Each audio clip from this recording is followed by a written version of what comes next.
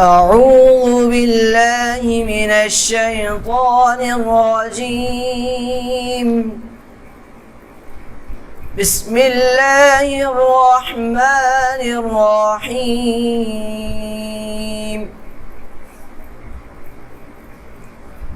ولكل أمة جعلنا منسكا ليذكروا اسم الله على ما رزقهم من بهيمة الأنعام فإلهكم إله واحد فله أسلموا وبشر المخبتين الذين إذا ذكر الله وجلت قلوبهم والصابرين على ما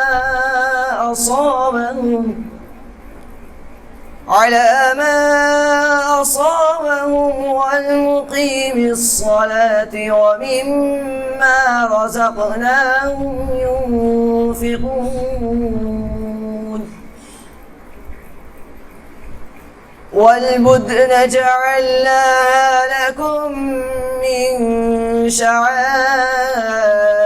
الله لكم فيها خير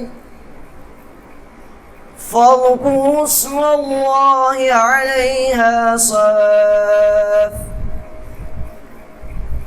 فإذا وجبت جنوبها فكلوا منها وأطعموا القانع والمعتر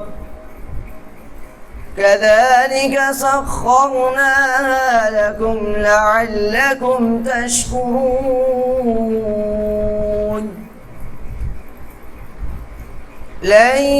ينال الله لحومها ولا دماؤها ولكن يناله التقوى منكم كذلك سخرها لكم لتكبروا الله على ما هداكم وبشر المحسنين إن الله يدافع عن الذين آمنوا إن الله لا يحب كل خوان كفور صدق الله العظيم.